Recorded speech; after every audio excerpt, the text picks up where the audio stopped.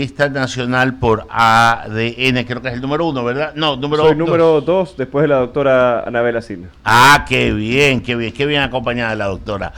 Nils, buenos días. Aquí está Mauricio Salén, Enrique San Martín, Javier Segarra. Déjame comenzar por orden de edad, Javier. Por supuesto, buenos días. Buenos días, muchas gracias por la invitación. Buenos días. ¿Qué lo motivó para ser candidato asambleísta? ¿Le quedó corto el ministerio? ¿Sabes qué? Cuando uno es ministro de Turismo, uno tiene ciertas competencias y se encuentra bastante limitado. Yo creo que desde la Asamblea hay muchas cosas, sobre todo la construcción de la política pública que se puede hacer para no solo abarcar el turismo, sino otras áreas a las cuales me apasiona muchísimo con la transición ecológica, la economía naranja, entre otros temas. Y al final del día, luego de mi experiencia siendo ministro de Turismo, pasamos por 2 asambleas bastante obstructivas, poco propositivas, y creo que para poder hacer el cambio que queremos hay que ocupar estos espacios. Con un presupuesto, un ministerio de turismo con un presupuesto relativamente bajo, nunca se pudo lograr la reactivación como tal.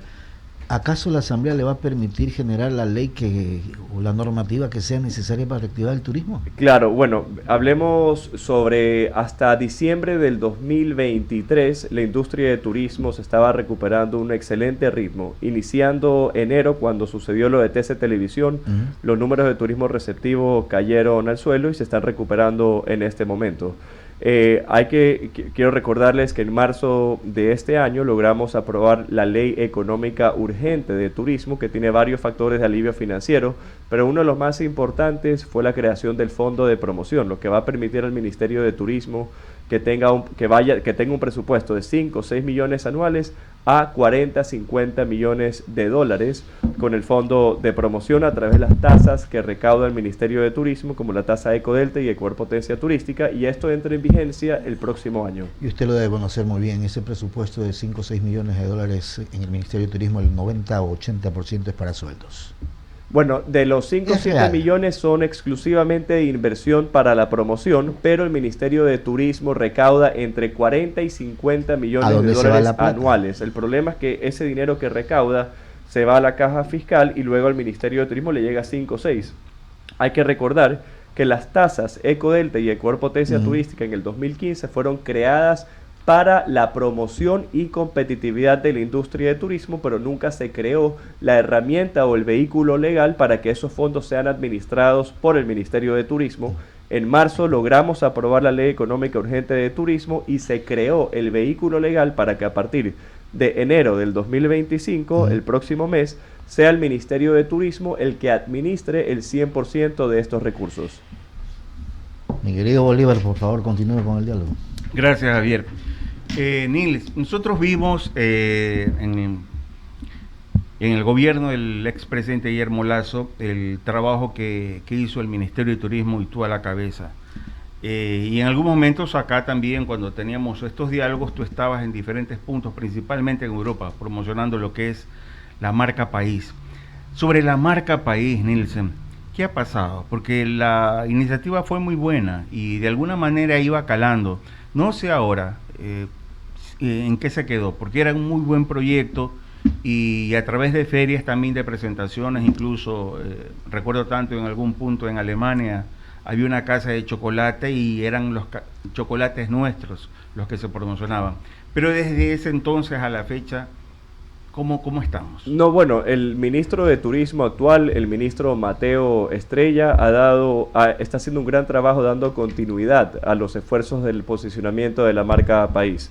Toda la creación de la marca país fue un proceso completamente técnico que se dividió en 3 etapas y que lo he explicado anteriormente. Para los que nos están escuchando, fue la investigación de mercado, el branding y luego el posicionamiento y el lanzamiento de la marca país como tal. Justamente he visto en las publicaciones del Ministerio de Turismo y del Ministerio de Producción que están participando en varios eventos internacionales. Está la próxima semana participando en Gustoa, que es la feria de turismo más importante de tour operadores de Estados Unidos. Y ahora en enero regresa a Fitur también, y la marca país se sigue promocionando. Vi también que hay una activación con varios cocineros ecuatorianos, que es Ecuador a tus raíces, si no me equivoco, que han contratado a varias personas influyentes o creadores de contenido que están viajando por todo el país promocionando nuestra gastronomía y posicionando aún más la marca país. Así que creo que el Ministerio de Turismo con el Ministerio de Exportaciones, de Producción, están haciendo un gran trabajo continuando con el posicionamiento de esta marca país, y hay que recordar que el presidente Daniel Noboa firmó en su gobierno el decreto donde oficializa la marca país, y que luego, después de ese decreto, tuvimos el lanzamiento de la marca en Fitur, que el Ecuador ganó varios reconocimientos. Yo conozco a una de esas chefs que está ahí. Sí. Una más de mi parte, nada más, para luego darle paso a mis compañeros. Te hice esta pregunta, Nils, porque hoy en día la imagen del Ecuador está bastante deteriorada. Y una manera de reivindicar y revivir esa imagen es a través del turismo, precisamente, la gastronomía y todo lo bueno que tiene el Ecuador. En tu calidad de asambleísta, si es que sales electo, tienes que meterte, te digo, claro, van a legislar, a fiscalizar, pero tienen ustedes que ser un motor para limpiar de alguna manera lo negativo que hay en el Ecuador, en cuanto a la imagen y todo lo que se está hablando afuera. Que no digo que sea parte de la realidad, estoy que tampoco no de se acuerdo. tape. Hay que trabajar en levantar la reputación país, eso se lo hace a través de la propia marca país, ¿no? Yeah. Y ahora con las propuestas de leyes en las que estoy trabajando en este momento, estoy en la primera etapa de recorrer el país y poder escuchar cuáles son las urgencias que tiene, pero lo que sí te quiero comentar es que yo tengo tres batallas que quiero llevar a la Asamblea, que si es que soy electo, por supuesto. Primero es la ley de economía naranja, que incluye a los productores musicales, cineastas, artistas, cultura, etcétera. Hemos visto el caso de Colombia con su ley de economía naranja, que ha creado más de 100.000 empleos desde el 2018 que fue creado. Luego la ley de transición ecológica, donde se puede utilizar la conservación como un motor importante de desarrollo económico para el país, que eso también eleva la reputación de un país como tal. El ejemplo de Costa Rica, que paga hoy por hoy, tiene a través de un fondo que paga por la conservación de los bosques, y eso hace que el turismo sostenible sea más atractivo en ese país.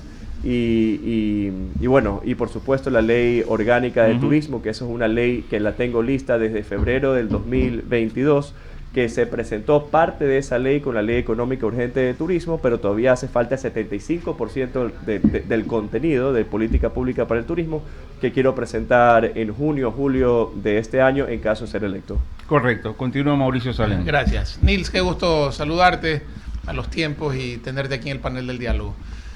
Tú te caracterizas por ser una persona muy ejecutiva, muy resolutiva, y me consta cuando pudimos trabajar juntos de que esa es una de las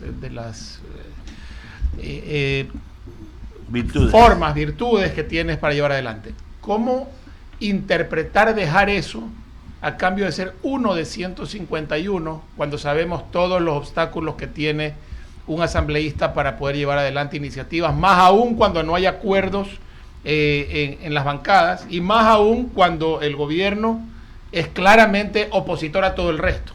Y esa ha sido la dinámica últimamente. ¿Cómo piensas manejar esa situación? Claro, bueno, muchas gracias, Mauricio. Efectivamente trabajamos juntos cuando estabas en Ban Ecuador, y ahí sacamos un crédito para el sector turístico. Correcto. Fuimos la única industria, la industria de turismo en ofrecer un crédito de 5% hasta $20.000 a 10 años plazo. Así con fue. Un año de gracia, y hoy por hoy ya se han colocado más de $12 millones para el sector turístico, y tu apoyo fue completamente fundamental. Gracias.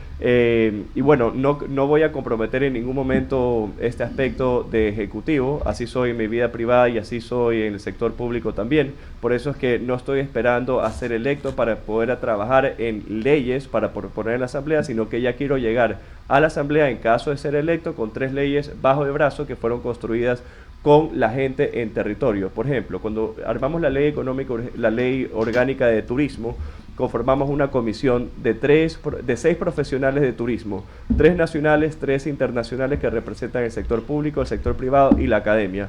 Ese mismo esquema, que funcionó bastante bien, lo quiero replicar con la ley de economía naranja y con la ley de transición ecológica. Pero eso no voy a esperar a mayo o junio para recién ponerme a trabajar, sino que las comisiones se están conformando en este momento para llegar con estas 3 propuestas de ley bajo el brazo de la Asamblea.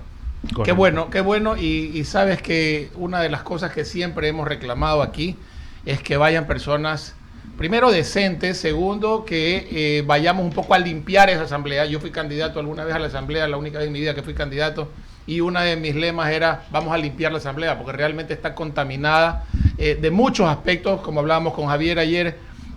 Hace 20 años no tenemos una asamblea que tú puedas sentirte representada, sino que hemos tenido que votar por quienes los partidos nos lo ponen, y esperamos de que esa sea la dinámica que lleve ADN y que lleve la propuesta de Anabela Asís, Nils Olsen a la Asamblea Nacional desde la lista de asambleístas nacionales. Muchas gracias, Mauricio. Tú sabes que cuando tomé la decisión de hacer un paso a un lado y pasar a candidato de la Asamblea, justamente los comentarios que más recibí fue ¿por qué te estás bajando? Y me da muchísima pena que esa sea la percepción de la ciudadanía, porque al final del día la Asamblea es una institución de las más importantes. El primer poder del Estado. El primer poder del Estado que genera la política pública, que esa política pública termina influyendo en la vida de cada uno de los ecuatorianos. Así que no nos podemos quejar y quedarnos afuera, hay que ocupar esos espacios. Solo para darle el paso a Ramiro, te pongo un antecedente. Nils era uno de los más asiduos visitantes a la Asamblea porque lo llamaban por todo para que vaya y no lo dejaban trabajar. Era uno de los ministros que pasaba visitando. Así que las instalaciones de la Asamblea al menos se las conoce perfectamente. Y hay algo que me ha quedado ahí, le han dicho bajarlo, y bajar en el caso de él debe ser terrible. Pues imagínate. Bajar de allá arriba. Oye, Nils, qué gusto saludarte, te digo, porque somos amigos, pero en verdad, ¿cómo conciliar las necesidades del planeta con las leyes? Porque tú estás hecho con otro chip, con otra formación, ya están inteligenciados de lo que el mundo necesita, pero también estás inteligenciado de que el Estado no tiene recursos. Y a veces empatarlo uno con lo otro termina siendo excluyente y no incluyente. ¿Cómo hacer eso? ¿Cómo lo vas a tratar de lograr? Y lo que vas a tener que hacer, convencer a un poco, voy a utilizar una palabra suavecita, de ignorantes, que te van a tocar de compañeros, ¿ah? Bueno. Y con el perdón de los burros, que no van a rebuznar de pereza. Mira, yo en estos 3 años y 30 que fui funcionario público, siempre entraba con una buena predisposición, con una buena apertura para poder entender el punto de vista del otro. Entonces yo creo que soy una persona bastante conciliadora, no entro a pelear, a atacar y a achacar, sino me interesa primero escuchar cuál es tu argumento para poder entenderlo y encontrar un punto medio, que creo que eso es lo que se necesita hoy por hoy en la Asamblea. Dejar de hablar por hablar y escuchar, entender qué es o entender el argumento del otro que puede ser tan válido como el tuyo. Y para eso hay varios modelos o casos exitosos de otros países que me gustaría replicar. Yo no quiero entrar a inventar el agua tibia, sino más bien replicar casos de éxito de otros países como Costa Rica, que ha logrado conservar más del 50% de sus bosques con leyes de transición ecológica que funcionen y que son exitosas y que logran posicionar a ese país como un destino atractivo para los turistas de alto valor. Mi área de expertise es el turismo, pero quiero aprender sobre otras áreas como la ley de economía naranja, por ejemplo. Durante mi gestión del Ministerio de Turismo... Y seguro que vas a aprender. Con el Ministerio de Cultura se logró generar un incentivo súper importante para atraer producciones audiovisuales al Ecuador con un incentivo del 37% del impuesto a la renta. Y como eso lo tenía Colombia. Exacto. Colombia tiene 35% y logramos que sea 2 puntos porcentuales por encima de Colombia. Y creo que la industria artística, los músicos, compositores, los agentes culturales, etcétera, han estado en el abandono por muchísimo tiempo y quiero trabajar junto al Ministerio de Cultura, con la ministra, para poder generar la política pública que este sector necesita. Sí, señor. Bueno, agradecerte, Nils. No, ahí en la plataforma. Ya, me Eduardo. olvidé que estaba en la plataforma, disculpe. Tranquilo, no, dale. Ya. Eduardo, estás Así en se olvidan de plataforma. Jaime todos los días. ¿Te das Sí, la verdad es que sí. Discúlpeme, Eduardo, que me olvidé de usted. Por favor, es que me han retado aquí en cabina. Bien retado. Quería saludar. Buenos días. ¿Cómo estás? Discúlpame más bien yo, sino que por lo que pasó ayer en el cerro, estoy listo para ir. Acá está. Sí, aquí estoy, tengo que volver al cerro. Yo coincido igual que Ramiro y que Mauricio en alegrarme que gente con capacidad vaya a la Asamblea como candidato. ese es el mayor de los, digamos así, de los cuentos que nos han metido los que sabemos. Es decir, que dejemos toda la política, que no hablemos de política y que nos concentremos en nuestra cuadra, porque es muy cochina, es muy sucia y muy puerca. Y entonces, y esto, hay 1000 libros que hablan del tema. En El Autócrata, en las 3 P del Autócrata se lo resume claramente, el cuento de que la gente buena, decente, no debe ir a la política. Entonces se la cogen los que no son decentes. Así que te felicito eso en primer lugar. Y además conozco a Anabel Asín y a mucha de la gente que está con ustedes, Esteban Torres, etcétera, que son gente de buen nivel. Mi pregunta es muy rápida y tiene que ver, has hablado de lo que vas a hacer en la asamblea, porque te estuvimos hablando al principio, te hablaron de lo que hiciste en tus 2 tiempos de ministro, y fue interesante. Pero tú vas ahora con 3 planteamientos a la Asamblea Nacional. Quiero que le expliques tú a la gente por qué es importante votar en la Asamblea, votar por el presidente y también por los asambleístas. ¿Por qué es esto importante? Nosotros tenemos una propuesta hace años, Ramiro, Javier, Jaime, Mauricio, Bolo, que es que la elección debería hacerse en segunda vuelta. ¿Por qué es importante votar por la candidatura del presidente y de sus asambleístas, mi querido Nils? Claro, muchas gracias, Eduardo. Creo que es indispensable poder votar por el presidente y por los asambleístas porque somos un solo equipo y hay que entrar a trabajar. La experiencia o la historia en el Ecuador nos ha demostrado que en los últimos gobiernos hemos tenido una asamblea bastante obstructiva que le busca poner el pie siempre al Ejecutivo y está siempre poniendo sus intereses personales antes que los intereses del país. El presidente Noboa ha seleccionado dentro del partido político a muy buenos profesionales que tienen la mayor disposición y predisposición para poder trabajar en general la política pública que el Ecuador necesita. Creo que hemos perdido muchísimo tiempo y no tenemos más tiempo que perder. Así que en el escenario ideal para poder avanzar y en el desarrollo de nuestro país es que entremos juntos, Asamblea y Presidente. Claro, y para concluir, Nils, ¿por qué es importante? Es para no entrar en manos, como bien dice el presidente Lasso con mucha razón, que es un demócrata, porque Guillermo Lasso es un demócrata, prefirió la muerte cruzada que darle un poco de dádivas a un poco de asambleístas y dividir el país y fraccionarlo. Si tú tienes un grupo fuerte, si tienes mayoría, Nils, vas a poder llevar tus leyes y las de las mayorías sin ningún problema, ¿no te parece? Sí, totalmente, Eduardo, y eso lo viví por carne propia en marzo cuando presenté con el presidente Noboa la Ley Económica Urgente de Turismo, que es una de las industrias más golpeadas por el contexto que vive el país, y puedes creer que estuvimos a 3 votos que esta ley no sea aprobada, y el nivel de debate dentro de la Asamblea era completamente vergonzoso, porque hablaban de temas políticos entre un partido y el otro, y no podían ver más allá de sus narices de por qué esta ley era tan importante para la industria de turismo, que hoy por hoy es la tercera industria más importante para el Ecuador. Entonces hay que ocupar estos espacios para debatir argumentos con debate de calidad, de verdad, en qué es lo que le hace bien al país y olvidarnos un rato de todos estos juicios políticos ridículos que se le hacen a los ministros y que no le permiten a los ministros trabajar. Tal como lo contaba Mauricio, a mí me llamaron cientos de veces a la asamblea, tenía tanto trabajo por hacer y me pasaba a cada rato yendo a la asamblea a explicarle a asambleístas que no querían escuchar. Simplemente me convocaban para fregar y fregar. No para trabajar, y yo estoy completamente abierto, tengo una gran apertura para poder construir la política pública junto con la oposición también, porque eso es lo que creo que necesitamos también como ecuatorianos, juntarnos y encontrar las coincidencias, pero no me llames a fregar la vida simplemente para hacerme perder el tiempo. Y es una manipulación, para concluir, de parte de los asambleístas que te dicen, no, es que esto manda la ley, es democrático, de acuerdo que te llamen, pero que no te joroben. Los ecuatorianos no somos bobos. Exactamente sabemos cuándo un llamado a la asamblea es genuino y cuándo es para manipularte.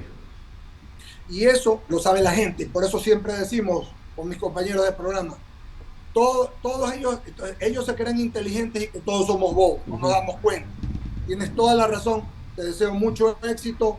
y vamos a seguir conversando. Esto recién comienza, querido Nils. Muchísimas gracias por el espacio y gracias por la invitación. Un gusto saludarlos después de un par de meses que no los visitaba. Sí. Por favor, avance en la cabina, adelante en la cabina. Gracias, Eduardo, gracias, Nilsen, por haber estado con nosotros esta mañana. Éxitos. Muchísimas gracias. Y ya habrá tiempo para seguir conversando porque esto todavía no empieza. Muchas gracias. Un fuerte abrazo a todos Gracias, los que nos Nilsen. acompañaron. Vamos a hacer la pausa. Ya. Son las 9 de la mañana con 34 minutos. Ya volvemos.